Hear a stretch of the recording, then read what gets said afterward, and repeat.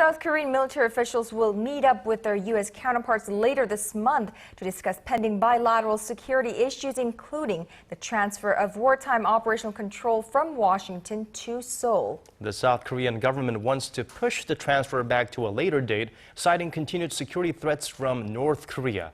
But the U.S. chairman of the Joint Chiefs of Staff says he supports going ahead with the transfer in December 2015 as originally scheduled. Our Hyun-bin starts us off.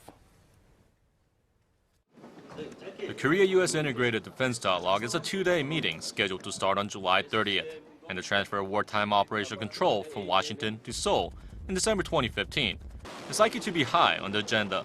The issue resurfaced after South Korean Defense Minister Kwan-jin confirmed that he had requested a delay of the planned transfer.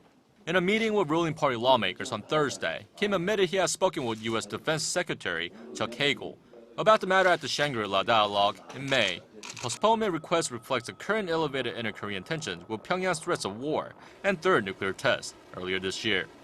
Kim said he hopes to get an answer from Hagel at the upcoming Security Consultative meeting, which will take place in Seoul in October. Meanwhile, the Pentagon's top military officer says South Korea should carry on with the transfer as currently planned. Chairman of the Joint Chiefs of Staff, General Martin Dempsey, on Thursday submitted a written answer to the Senate Armed Services Committee in which he said that, from a military perspective, the timing of the transfer was appropriate. But Dempsey stressed that the transfer will only occur when South Korea has the capability to lead its own troops during wartime. 3 assessments will be made during Korea-U.S. joint exercises until summer of 2015 before implementing the agreement. Seoul was due to take over operational control in April 2012, but was postponed after an international investigation concluded that a North Korea-made torpedo sank the South Korean Cheonan warship in March 2010. If the transfer of operational control does take place as scheduled, South Korea will take a leading role if war broke out on the Korean peninsula. Hyun-bin, Arirang News.